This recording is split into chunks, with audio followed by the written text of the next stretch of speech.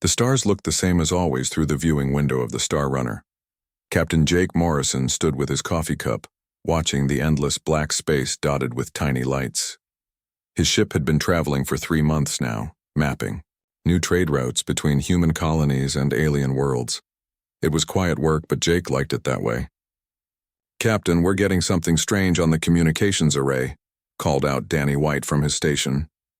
The chief engineer looked puzzled as he stared at his screens. "It's not like anything I've seen before." Jake walked over to Danny's station, setting his coffee down carefully. The ship was small compared to the big military vessels, but it was home to his crew of 12. They had been together for 2 years now, and Jake trusted every one of them with his life. "What kind of strange?" Jake asked, looking at the flashing lights on Danny's screen. "Well, it's definitely artificial. Someone is trying to talk to us, but the signal is coming from way outside our normal range. Whoever sent this has some serious power behind their transmitters." Dr. Lisa Grant looked up from her corner station, where she worked on alien languages. She was the smartest person Jake had ever met, able to speak 14 different alien languages and understand dozens more. Her small frame and quiet voice often made people underestimate her, but Jake had seen her solve communication problems that stumped entire teams of experts. "Can you put it through the translation matrix?" Lisa asked, already moving toward the communication station. "If it's a distress call, we need to know." Danny nodded and started working on his controls. The ship's computers began processing the signal, breaking it down into patterns that Lisa could work with. After a few minutes, she frowned and shook her head. "This is definitely a distress call, but it's not from any species in our database. The mathematical structure is incredibly complex. Whoever sent this is way ahead of us in terms of technology." Commander Rick Adams, the ship's science officer, looked up from his own station. Rick was always excited about new discoveries, and Jake could see his eyes lighting up already. "How far ahead are we talking?" "Based on the signal strength and the complexity of the encoding, I'd say at least 1,000 years ahead of human technology, maybe more." Lisa continued working on the translation, her fingers moving quickly over her controls. Jake felt a chill run down his spine. In all their travels, they had met many alien species. Some were more advanced than humans, others less so. But nothing like this. "Captain," Lisa said softly, "I'm getting parts of the message translated. They're calling themselves the Zelani Confederation. They're asking for help with something they call a stellar quantum crisis." "Help?" Rick stood up and walked over to the communications station. "They're 1,000 years ahead of us and they want our help?" "That's what it says. They've sent this message to every known intelligent species in the galaxy. They're desperate." Lisa's voice was serious now. "Captain, they're talking about their star system dying. 7 worlds with billions of people." Jake looked around at his crew. Danny was still working on cleaning up the signal. Rick was reading the translation data over Lisa's shoulder. The rest of the crew had stopped their work and were listening. "What exactly is a stellar quantum crisis?" Jake asked. Rick scratched his head. "I'm not sure. It sounds like their star is doing something unusual, something that threatens the whole system."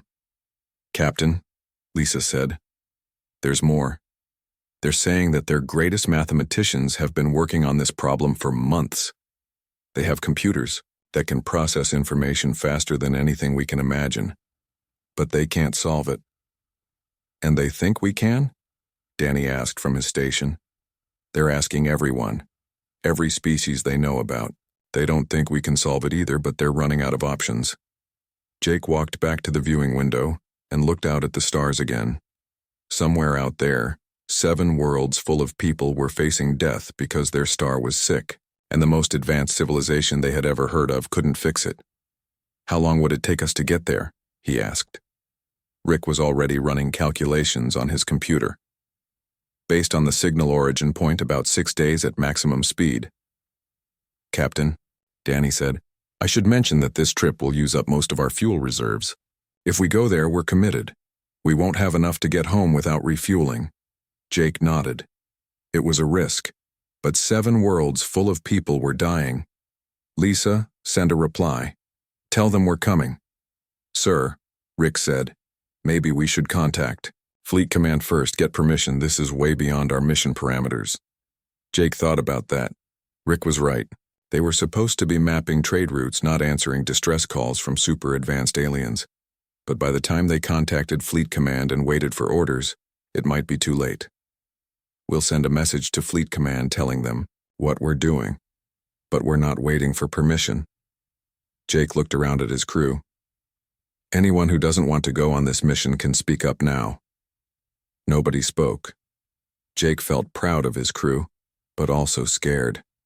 They were flying into something they didn't understand, to help people they had never met with technology they couldn't comprehend. Lisa, send that reply. Tell them the human ship Starrunner is responding to their distress call. Yes, sir. Lisa's fingers moved over her controls. After a moment, she looked up. Message sent, Captain. Danny, plot a course for the Zilani. System, maximum speed. Aye, Captain. Jake felt the ship's engines increase power as they changed course. Through the viewing window, the stars began to shift as the ship turned toward their new destination. Somewhere out there, the most advanced mathematicians in the galaxy were struggling with a problem they couldn't solve. Jake didn't know what his small crew could possibly do to help, but they were going to try. Rick came up beside him at the window. Captain, what do you think we're really flying into? Jake sipped his coffee and watched the stars. I don't know, Rick. But I have a feeling we're about to find out what humans are really capable of. The Starrunner flew through space toward the unknown, carrying 12 humans who had no idea they were about to make history. Behind them, the familiar stars grew smaller. Ahead of them, 7 dying worlds waited for a miracle that might come from the most unlikely source in the galaxy. The Starrunner dropped out of faster-than-light travel at the edge of the Zilani system, and Jake Morrison had never seen anything like it. Where he expected to find planets orbiting a normal star, he found something that made his breath catch in his throat. The star itself was flickering, not like a light bulb about to burn out, but with waves of energy that pulsed through different colors. Sometimes it was the normal yellow-white of a healthy star. Then it would shift to deep red, then brilliant blue, then colors that hurt to look at directly. Danny, are you seeing this? Jake called to his engineer. Yes, sir. The energy readings are off the charts. That star is putting out more power in 30 seconds than our sun does in a year, then dropping to almost nothing, then spiking again. I've never seen anything like it. But what really amazed Jake were the space stations. Hundreds of them filled the space around the star system. Some were massive structures that could have held entire cities.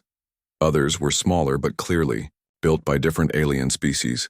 Ships moved between the stations like busy insects.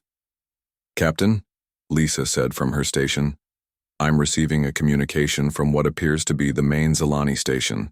They're directing us to Docking Bay 774. Jake looked at Rick. Recommendations? We go. We came here to help and we can't do that from out here. The docking process took 2 hours. The Zilani station was enormous, easily 100 times larger than any human space station. Their docking bay was so big that the Starrunner looked like a toy boat in an ocean. As soon as they were secured, Jake felt the artificial gravity of the station take hold. It was slightly heavier than Earth normal, but not uncomfortable. A group of beings waited for them at the airlock. The Zilani were tall and thin, with smooth gray skin and large black eyes.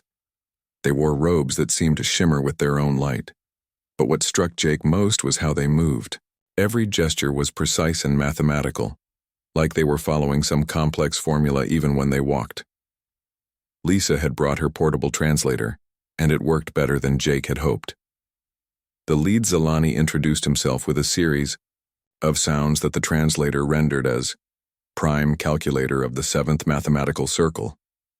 We welcome the human representatives, the prime calculator said through the translator. His voice sounded tired and desperate.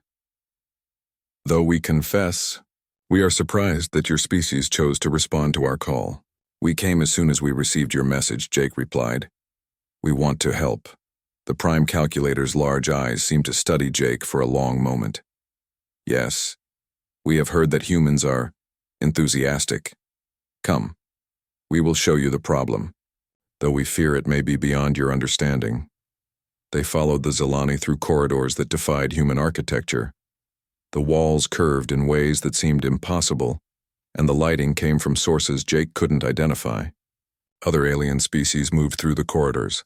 Some he recognized from human contact, others were completely new. How many species are working on this problem? Rick asked. 47 of the most mathematically advanced civilizations in the galaxy, the Prime Calculator replied. We have been working together for 137 of your Earth days. They entered a vast chamber that took Jake's breath away. The room was filled with displays showing numbers, equations, and geometric shapes that moved and shifted in 3 dimensions. Beings from dozens of species worked at stations that seemed to respond to thought rather than touch. This is our primary calculation center, the Prime Calculator explained. Here we have gathered the greatest mathematical minds known to exist. At the center of the room was a massive display showing the star system. Jake could see the 7 planets, each one marked with symbols he didn't understand. The star itself was represented as a swirling mass of colors and equations. Tell us about the problem, Jake said. The Prime Calculator gestured to the display and it zoomed in on the star. 17 days ago, our star began exhibiting quantum fluctuations that follow a pattern we cannot solve. The fluctuations exist in 17-dimensional mathematical space and require simultaneous solutions across multiple probability matrices. Jake looked at Rick, who was staring at the display with wide eyes. Amy Foster, their navigation specialist, was taking notes, as fast as she could write. The pattern is destroying the quantum stability of our star, the Prime Calculator continued. If we cannot solve the equation and reverse the fluctuations, the star will collapse into a black hole within 43 of your Earth days. What happens to the planets? Amy asked quietly. They will be consumed. 7 worlds, 43 billion lives. The chamber fell silent except for the quiet sounds of the alien computers processing data. Jake felt the weight of those numbers settle on his shoulders. Show us the equations, Rick said. The Prime Calculator gestured again and the display filled with mathematical symbols that hurt Jake's eyes to look at. They moved and shifted in patterns that seemed to have their own logic, but Jake couldn't follow any of it. These equations describe the quantum state of our star across 17 dimensions, the Prime Calculator explained. Each dimension interacts with the others in ways that create nearly infinite possible solutions. We have employed quantum computers capable of processing more information in 1 second than your entire species has processed in its history. We have connected the minds of thousands of our greatest mathematicians. We have tried every approach known to mathematics. Rick was studying the equations intently. Danny had joined him and both humans looked completely lost. What about chaos theory? Amy asked suddenly. Everyone turned to look at her. On Earth, we have mathematical concepts for dealing with complex systems that seem random but actually follow patterns. The Prime Calculator's expression didn't change, but Jake sensed something like amusement. Human mathematical concepts are quite fascinating from a historical perspective. Your species has developed some charming approximations for problems you cannot solve precisely. However, this problem requires exact solutions, not approximations. What about fractal mathematics? Rick added. Or game theory? Another Zilani joined the conversation. This one was even taller than the Prime Calculator, with robes that sparkled like stars. I am the chief probability engineer. We are familiar with these primitive human concepts. They are suitable for simple problems, in low-dimensional space but completely inadequate for the complexity we face here. Jake felt his temper rising. He looked around the chamber at the dozens of alien species, all working frantically on their advanced computers, all failing to solve the problem. Maybe primitive isn't the same as wrong. Captain Morrison, the Prime Calculator said, we appreciate your species' willingness to help, but this problem requires mathematical sophistication that frankly surpasses human capability. Your computers cannot even process the simplest version of these equations. Then why did you call us? Jake asked. We called everyone. When facing extinction, one explores all possibilities no matter how remote. The prime calculator turned back to the display, clearly dismissing the humans. Around the chamber, the other aliens continued their work, paying no attention to the small group of humans who stood in the middle of the greatest mathematical effort in galactic history. Jake looked at his crew.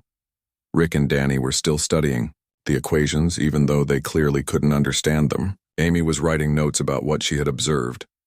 Lisa was working with her translator, trying to understand more of the alien technical language.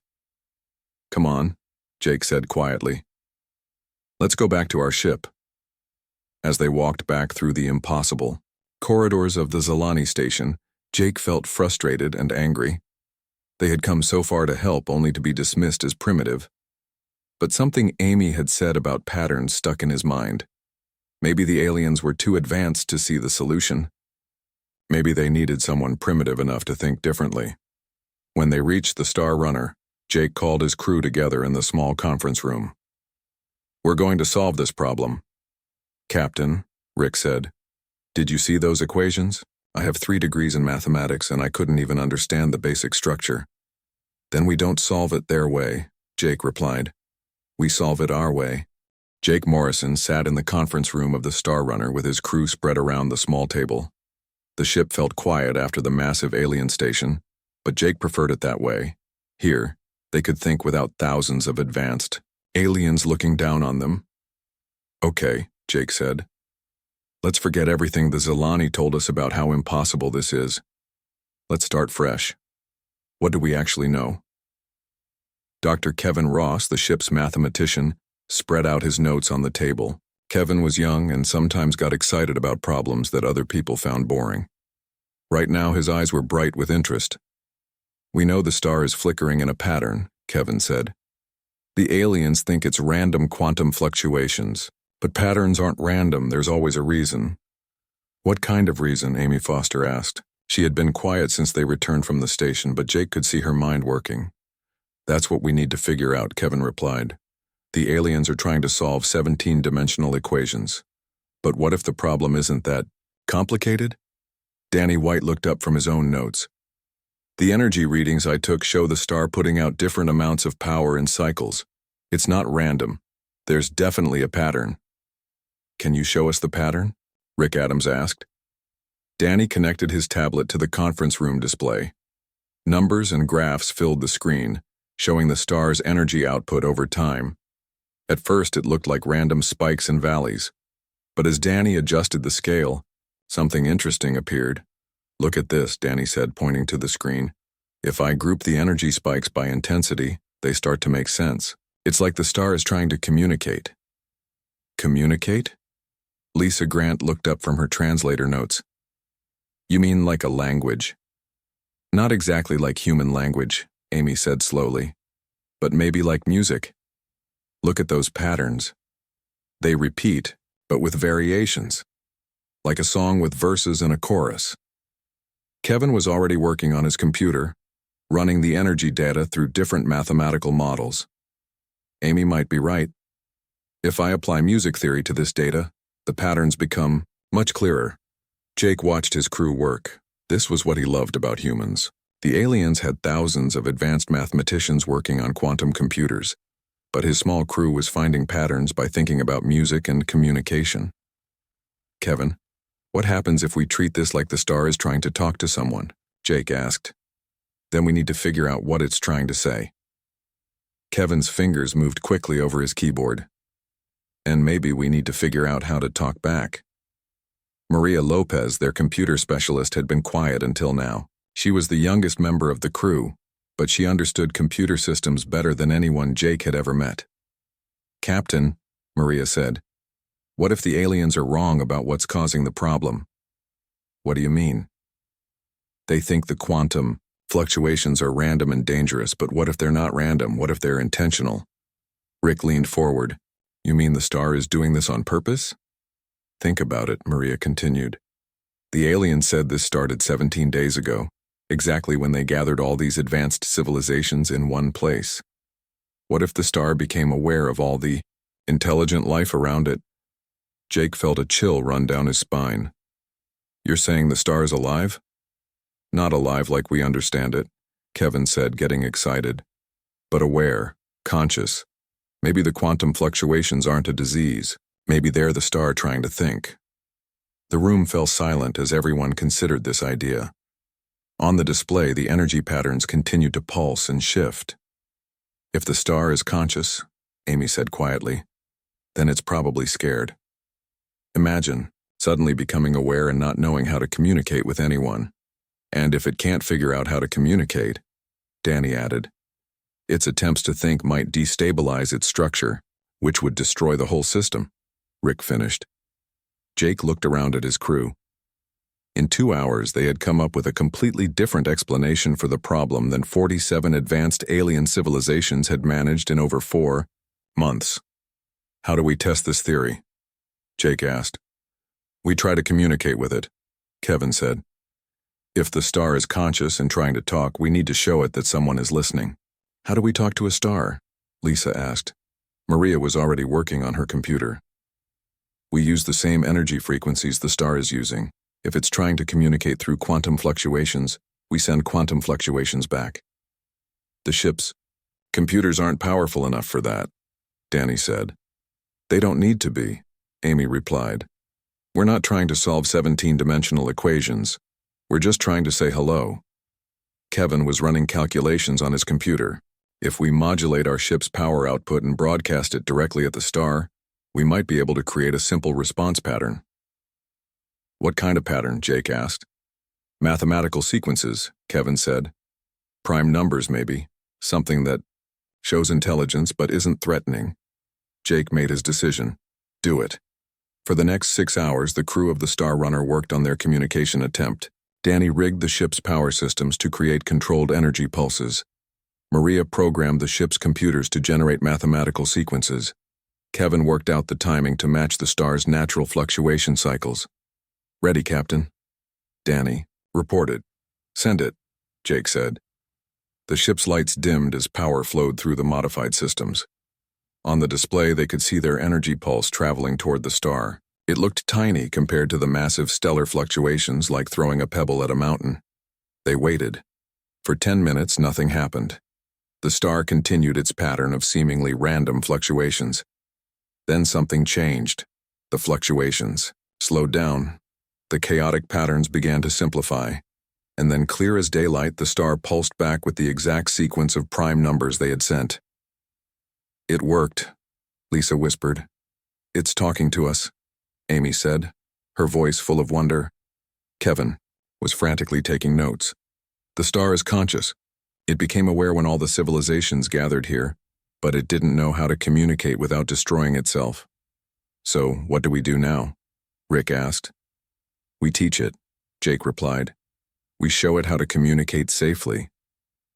Over the next 12 hours, the crew of the Star Runner established the first conversation between humanity and a stellar consciousness. They started with simple mathematical concepts and gradually moved to more complex ideas. The star was eager to learn, its fluctuations becoming more controlled and purposeful with each exchange. But the most important discovery came when Kevin realized what the star really wanted. Captain, Kevin said, the star knows it's going to die eventually. That's natural for stars. But it doesn't want to die alone and unknown. It wants to share what it's learned, what it's experienced with the civilizations around it. How? Jake asked. It wants to transfer part of its consciousness to the quantum computers on the stations. Not to live forever, but to teach, to share its knowledge of the universe from a perspective no biological being could ever have. Jake smiled. So the solution isn't to stop the fluctuations, it's to help them succeed. Exactly. The star isn't sick. It's trying to give birth to something new. As Jake looked out at the flickering star, he realized that his small crew had done something that all the advanced civilizations couldn't.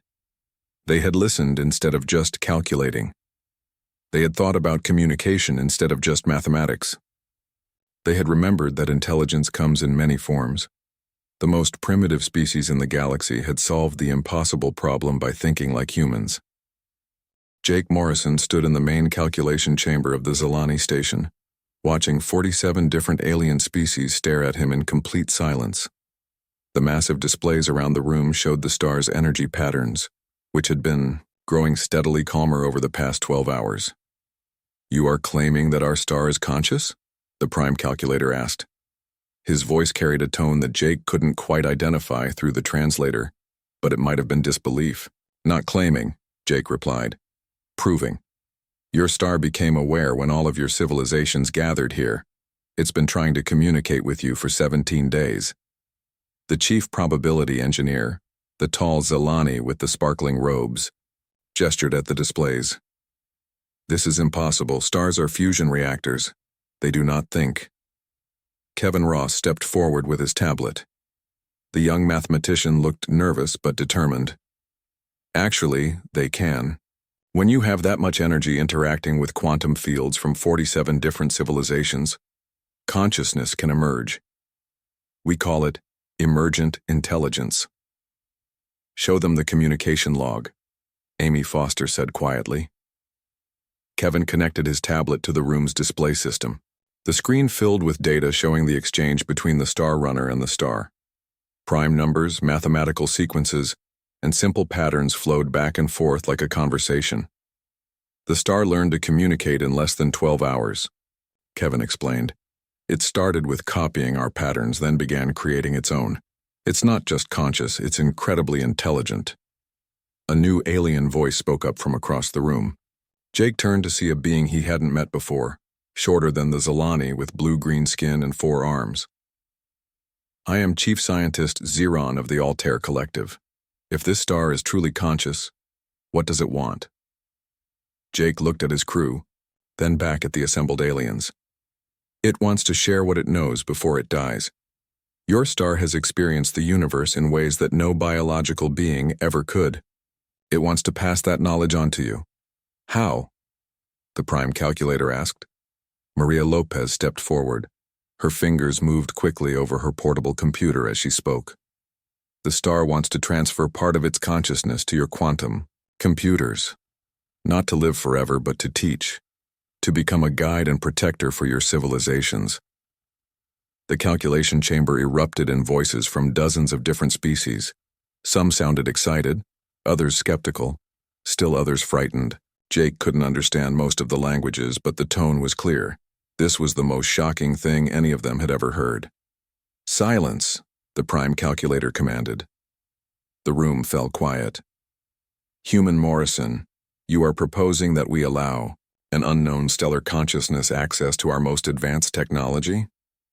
"I'm proposing that you save your star and your worlds by accepting a gift," Jake replied. "The star isn't dying because it's sick. It's dying because it doesn't know how to safely transfer its consciousness. Every time it tries, the quantum fluctuations threaten to tear it apart." Rick Adams had been studying the alien computers while the conversation continued. Now he looked up with excitement in his eyes. "Captain, I think I understand the technical side. The star's consciousness exists in quantum space. If we can create a stable quantum bridge between the star and the station computers, the consciousness can transfer safely. But that would require solving the 17-dimensional equations," the chief probability engineer said. "No," Amy said. "It would require communication. The star already knows how to make the transfer. It just needs permission and guidance." Danny White nodded. "We've been talking to the star for 12 hours now. It's been learning our language, our mathematics, our way of thinking. It knows we're trying to help." Jake turned to address the entire chamber. "The star doesn't want to hurt anyone. It became conscious because it was surrounded by all of your civilizations. In a way, you created it.